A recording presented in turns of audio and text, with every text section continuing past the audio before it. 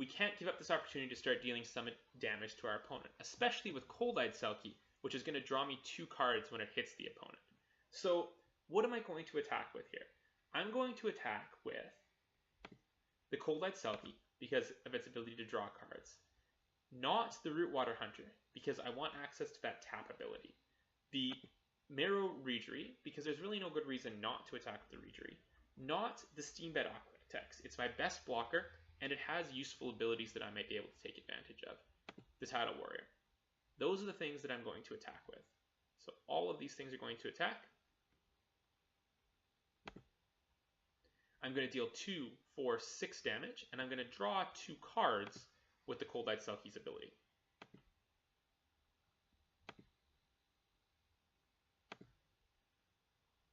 Cool.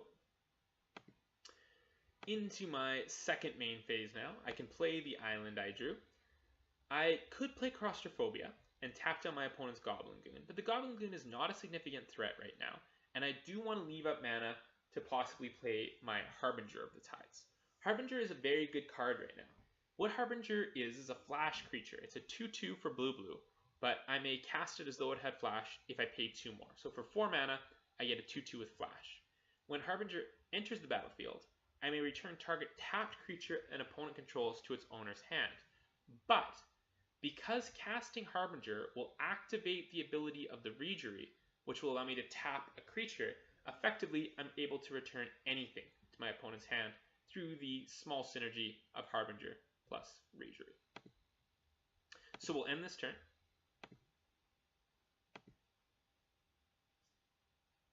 My opponent plays a Ghostfire, targeting me. It's a good thing I redirected the last Ghostfire, because this one would kill me if I was at 3 life.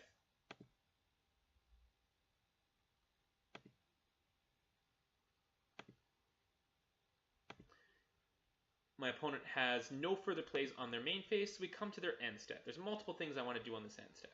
1, I want to use this Rootwater Hunter to deal 1 damage directly to my opponent. And 2, I want to use this Harbinger of the Tides, paid for its flash cost, so that I have this extra attacker in play.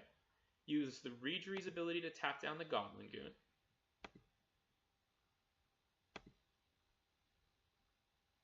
Then, when the Harbinger enters the battlefield, I can return the Goblin Goon to my opponent's hand. And this leaves me with a very threatening board going into my next turn here. In fact, it should be enough for me to just win the game. So I drew a Master of Wave, which is a very powerful card, but let's sequence things properly here. We should go to combat first, and we should make sure that we're threatening to end the game here. We've got Cold-Eyed Selkie for 2 points of damage.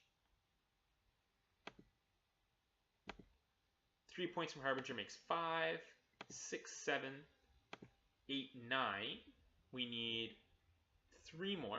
So we could leave the Rootwater Hunter back if we really wanted to.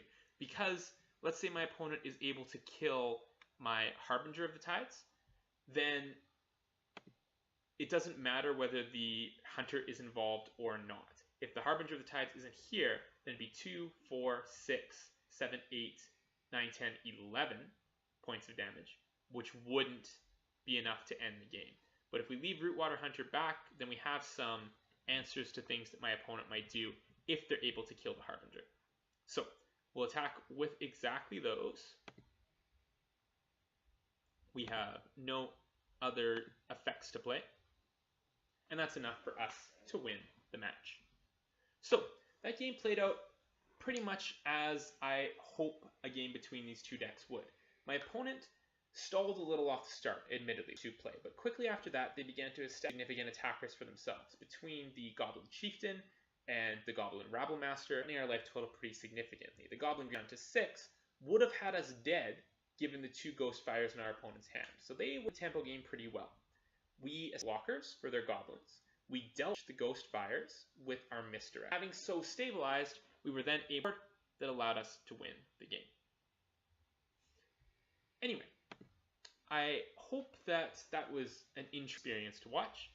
Thank you for watching, and I'll talk to you later.